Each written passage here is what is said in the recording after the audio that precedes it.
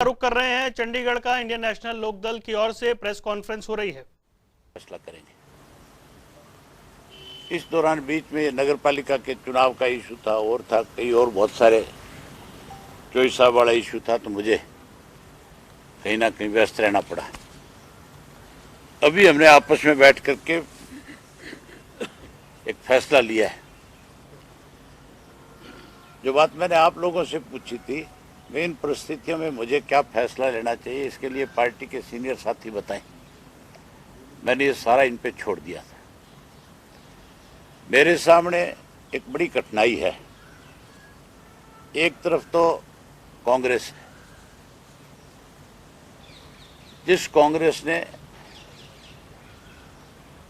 लंबे समय तक इस देश को लूटने का काम किया, जिस कांग्रेस को चौधरी देवीलाल ने छोड़ दिया था, और इसी बात पे छोड़ दिया था कि काले अंग्रेज तो चले गए थे, गोरे तो चले गए थे, और ये काले अंग्रेज कांग्रेस के रूप में हमारे देश में आ गए, जो किसान को लूटना शुरू कर दिया। और चौधरी देवीलाल ने उस वक्त किसान आंदोलन चला करके, मुजाहरा आंदोलन चला करके, और कांग्रेस ने जब उनकी बात नहीं मानी तो उन्होंने उस पार्टी को फिर छोड़ना पसंद किया। जिस कांग्रेस को छोड़ दिया और जिस कांग्रेस ने षड्यंत्र के तहत चौटाला साहब को 10 साल की कैद करा दी। हुड्डा का एक बयान था पिछले दिनों, कह रहा था कि अब जो सजा हुई है वो किसने कराई है। उस हुड्डा से ये पूछो कि ये मुकदमा दर्ज किसने कराया था। ये मुकदमा भी इसी का दर्ज कराया हुआ था, इसी के फर्जी गवाह खड़े किए हुए थे। जितना पहले मुकदमे में दोषी, इतना इसमें भी यही है, कोई और नहीं है। और हुड्डा ने तो जब इसका लड़का चुनाव लड़ रहा था राज्यसभा का, तब तो मेरे से टेलीफोन करके वोट मांगा था कि अभय सिंह जी, दीपेंद्र चुनाव लड़ रहा है, मैं उम्मीद करूंगा कि आप हमारी मदद करोगे। अब की बार तो मेरे से वोट भी नहीं मांगा है। अब की बार तो मैंने अखबार के माध्यम से, सोशल मीडिया से ये देखा और पढ़ा कि हुड्डा ये कह रहा है कि अभय सिंह अपना स्टैंड स्पष्ट करे। जो आदमी शाही से लड़ा हुआ है, जिसने राजनीतिक तौर पे अनेक दफा बेईमानियां करी है, अपनी पार्टी के साथ दगा और धोखा किया, अपने साथियों को कमजोर किया है राजनीतिक तौर पे, वो मेरा स्टैंड पूछ रहा था कि मैं अपना स्टैंड क्लियर करूं। जब बेटा लड़ रहा था उस दिन स्टैंड नहीं पूछ रहा था मेरे से, उस दिन तो रिक्वेस्ट कर रहा था कि आपके वोट की मुझे जरूरत है। अब कह रहा है कि स्टैंड क्लियर करें। तो मान के चलो मेरा स्टैंड बड़ा क्लियर है, मैं किसी कीमत पे कांग्रेस को वोट नहीं दे सकता। अब रही बात अगले वोट की कि मैं वोट कहां दूं। अगर मैं वोट नहीं देता हूं तो उसका राजनीतिक लाभ जिस कांग्रेस पार्टी को मैं पहुंचाना नहीं चाहता उसको मिलता है। इसलिए मुझे वोट मेरा कास्ट करना पड़ेगा। मेरे लिए तो बीजेपी भी कांग्रेस की तरह एक नागनाथ और एक सांपनाथ वाली बात है। भाजपा ने भी इस प्रदेश के अंदर, देश के अंदर किसान को बहुत परेशान किया, और मैंने उन किसानों के हक के अंदर लड़ाई लड़ करके अपना त्याग पत्र भी दिया। और उसके बाद मुझे हराने के लिए भारतीय जनता पार्टी और कांग्रेस दोनों ने सामूहिक रूप से इकट्ठे होकर के सैकड़ों करोड़ रुपए खर्च करके उस चुनाव में, जिसका मैंने विधानसभा में सत्र के दौरान खुल करके ये बात रखी थी कि लोगों को 15-15 हजार रुपया वोट का लालच दे करके भी इन लोगों ने मुझे हराने का प्रयास किया। और स्पीकर ने कहा था मुझे एफिडेविट दो, और मैंने एफिडेविट भी ले जा करके दिए। तो मान के चलो मैं उस भाजपा को वोट भी नहीं दे सकता, जो भाजपा अपनी तरफ से कोई कोर कसर नहीं छोड़ रही थी मुझे राजनीतिक तौर पे खत्म करने के लिए। तो लोग मेरे साथ थे, लोगों ने मुझे दोबारा से फिर विधानसभा में चुन करके भेजा। लोगों ने मेरे प्रति एक विश्वास व्यक्त किया। अब तीसरा कैंडिडेट है एक जो इंडिपेंडेंट चुनाव लड़ रहा है, उसको भाजपा भी मदद कर रही है, जेजेपी भी कर रही है, इंडिपेंडेंट भी कर रहा है। मैं उसको इसलिए मदद करूंगा, इसलिए मैं अपना वोट उसको दूंगा कि चौटाला साहब जब जेल में थे तो अजय सिंह तो कहीं ना कहीं अपने राजनीतिक गणित बनाने लग गया था, अपने जोड़ तोड़ करने लग गया था, चौटाला साहब से किनारा करने लग गया था।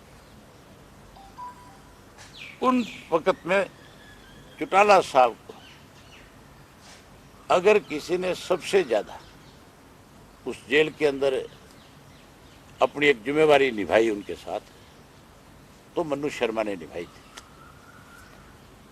उसने अपनी तरफ से हर वक्त एक बाप बेटे के रिश्ते के तौर के ऊपर उनके साथ रहा। और अब जब ये चुनाव आया तो मनु शर्मा मेरे पास आए थे, चौटाला साहब से भी उन्होंने संपर्क किया और मैंने अपने साथियों को सारी बात से अवगत कराया कि भी इस वक्त में मुझे क्या फैसला लेना चाहिए। अगर मैं वोट नहीं डालूं तो सीधा फायदा मान के चलो कांग्रेस का, डालता हूं तो मेरे ऊपर कहीं ना कहीं यह आरोप भी लग सकता है कि मैंने भाजपा को जेजेपी को समर्थन दे दिया। लेकिन मेरा ना तो बीजेपी को समर्थन है, ना मेरा समर्थन जेजेपी को हो सकता है।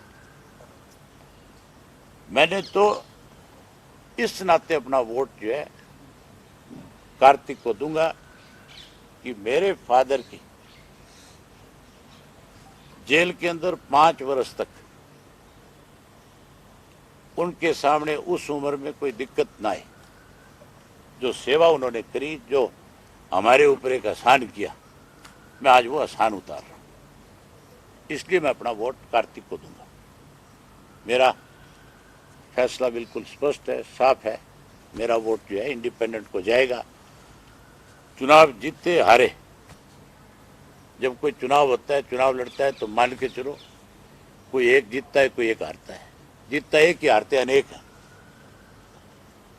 मैंने अपना वोट ये सोच करके उसको नहीं दे रहा।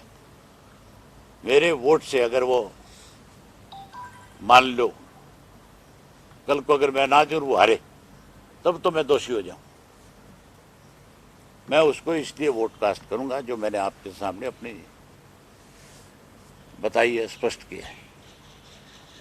मुझे कई साथियों ने पूछा था, कईयों से राय भी ली, आप जैसे साथियों से भी राय ली, मुझे इन परिस्थितियों में करना क्या चाहिए। सबकी राय ये थी कि अगर आप अब्सटेन करोगे तो मान के चलो फिर सीधा आपके ऊपर आरोप लगेगा कि आप कांग्रेस की मदद कर रहे हो।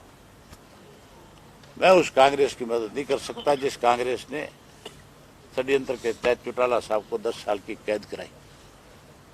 हो सकता है कुछ और दूसरे लोग जो, मुझे आज भी उन पे शक है, जो फार्म भराने गए थे, अगर माल सही ढंग से सब में वितरित नहीं किया उन्होंने तो रोड़ा पड़ सका वहां। ठीक है, धन्यवाद आपका। कांग्रेस से क्या उम्मीद कर रहे हो आप? किस चीज के? वोट को लेकर के क्रॉस वोटिंग होगी, 31 वोट है उनके। क्या लगता है कांग्रेस में? भाई अंतरात्मा की आवाज जो उनके में है, फिर तो कुछ ना कुछ खड़का दड़का होगा।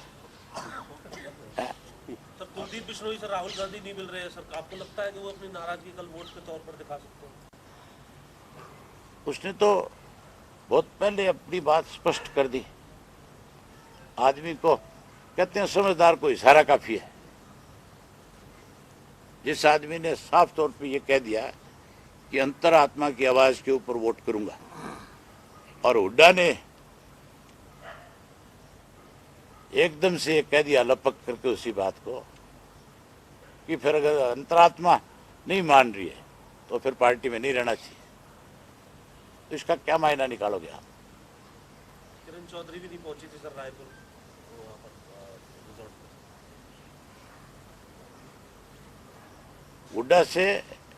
हुड्डा के बहुत सारे साथी नाराज है। सबको पता है कि हुड्डा बहुत स्वार्थी आदमी है। जो आदमी राजनीति करता है, राजनीतिक आदमी नहीं, मैं तो ये कहता हूं अनजान से अनजान आदमी भी इस बात को समझता है कि हुड्डा अपने स्वार्थ के लिए कुछ भी कर सकता है। हुड्डा ने अपने बेटे को राज्यसभा में पहुंचाने के लिए इस बीजेपी के साथ सौदे किए थे, किया था कि नहीं किया था? हुड्डा ने अपने स्वार्थ के लिए पेन की शाही बदल दी थी कि नहीं बदल दी थी? आज भी जब कोई पत्रकार साथी उससे पूछता है पेन की शाही के बारे में तो उसके होठ फड़फड़ाने लग जाए, जवाब नहीं दे सकता। और अगर हुड्डा साहब कहते हैं कि मैंने ये नहीं किया तो आप सारे पत्रकार साथी कल यही हो, हुड्डा ने भी बिठा लियो, मुझे भी बिठा लियो, मैं बता दूंगा कि कहाँ से शाही बदलनी शुरू हुई थी, कहाँ जा करके खत्म हुई थी। इस बार तो नहीं बदली जाएगी सर, स्याही वगैरह पेन तो एक अब की बार चेहरे बदल जाएंगे, कुछ ना कुछ जरूर बदलेगा, चिंता ना कर। ये जो आप क्योंकि सारी व्यवस्था को जानते हैं, राज्यसभा में जो वोट दिखाने का कल्चर है, क्या कुलदीप बिश्नोई अपनी अंतरात्मा की आवाज सुन पाएंगे? एक चीज बताता हूं मैं आपको, इसमें ना तो कोई भी पूछ सकता। नंबर 2, मैं अपना वोट किसको डाल रहा हूं मैं अपने एजेंट को दिखा सकता हूं, दिखाना पड़ेगा मुझे। ये एक मेरी मजबूरी है कि अगर नहीं दिखाऊंगा तो मेरा कैंसिल हो जाएगा। मैं किसको दे रहा हूं, वो जो मेरा एजेंट है वो पार्टी के अपने हाईकमांड को जाके बता दे कि इसने फलाने को वोट दिया है, वो उसको मेंबरशिप खत्म नहीं करवा सकता।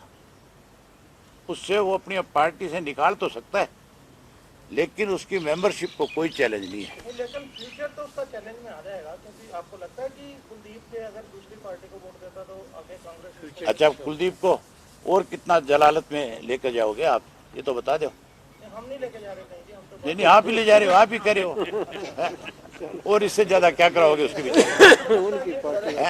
बलराज कुंडू का क्या लग रहा है सर?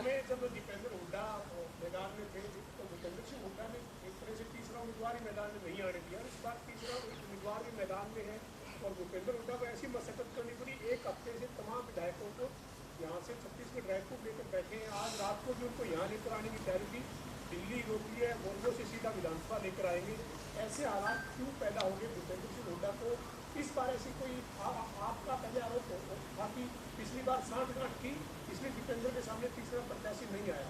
इस बार कोई अब की बार भी भूपेंद्र सिंह हुड्डा ने जो 3 नाम सुझाए हाईकमांड को, मैंने पहले भी ये बात बताई थी, इसकी तरफ से 3 नाम थे। पहला नाम था गुलाम नबी आजाद का, नंबर 2 पे नाम दिया आनंद शर्मा का और नंबर 3 पे नाम दिया था अशोक अरोड़ा का कि अगर किसी पंजाबी को देनी है तो अशोक अरोड़ा को देता। लेकिन हाईकमांड ने इसको टिकट ना देकर के इसके सामने एक संकट खड़ा कर दिया। इसने कहा कि अगर आपने शैलजा को दे दी तो मेरी कोई जिम्मेवारी नहीं है, आपने सुरजेवाला को दे दी तो मेरी कोई जिम्मेवारी नहीं। उन्होंने शैलजा को तो दी नहीं, सुरजेवाला को राजस्थान भेज दिया। लेकिन इसको सबक मिले इसके लिए अजय माकन को टिकट देकर के भेज दिया कि अब ये क्या करेगा। ये तो इसके मरा हुआ सांप है गले में। सर वो बलराज कुंडू का क्या लग रहा है, वो किनको वोट देंगे? भाई कुंडू जाने, कुंडू की आत्मा जाने, मुझे नहीं पता। कोई नंबर आपको पता है जिसको आप समर्थन कर रहे हैं? कितने नंबर आएंगे उसके? उसके कितने नंबर आओ मुझे इस बात से कोई मतलब नहीं है, मेरा वोट कार्तिक को जाए बस। सीएम साहब ने वोट मांगा था, सीएम साहब ने वोट मांगा था, फोन कराओ सर कोई। मैं आपको कह रहा हूं, मैं बीजेपी को ना तो मेरा वोट उनके पक्ष में जा सकता और मेरे ख्याल उनको मेरे से मांगना भी नहीं चाहिए। क्यों मांगे वो मेरे से वोट?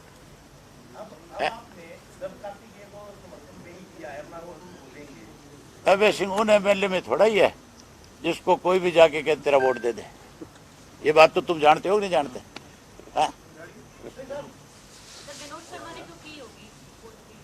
मेरे पास मन्नू शर्मा आया, मन्नू शर्मा ने मुझे ये बात कही, मैंने उसको आते ही पहले दिन इस बात का आश्वासन दिया कि आप निश्चिंत रहो, मेरा फैसला जो होगा बिल्कुल ठीक होगा।